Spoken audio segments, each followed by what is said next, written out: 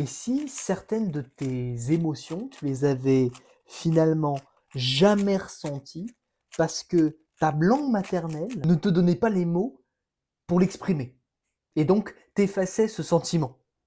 Les Japonais, ils ont un concept là, c'est le mono no aware. C'est la tristesse douce de regarder les cerisiers tomber. Genre, c'est la beauté des choses précisément parce qu'elles disparaissent, voire meurent. Évidemment, c'est pas de la nostalgie, c'est pas de la mélancolie, et c'est vraiment quelque chose que le français peut pas nommer. Et donc, tu l'as jamais, peut-être jamais vécu comme ça. Les Turcs, ils ont un autre mot, le hüzün, voilà, que Orhan Pamuk a pas mal expliqué dans ses livres, que je te recommande au passage. C'est la mélancolie collective de tout un peuple, et c'est collectif, c'est pas personnel, c'est vraiment collectif. Pareil, il y a un mot en Yagan, c'est une langue de Patagonie qui a quasiment disparu, c'est le Mamila Pinatapai.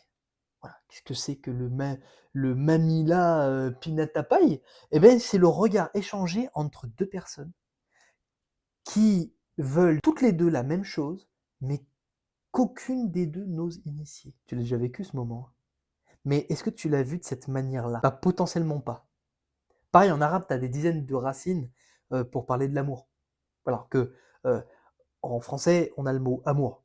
Et on se débrouille avec ça. Donc la question que je te pose avec cette petite vidéo là, qui dure déjà depuis bien trop longtemps, c'est est-ce que ta langue maternelle t'a enfermé dans une certaine expérience du monde?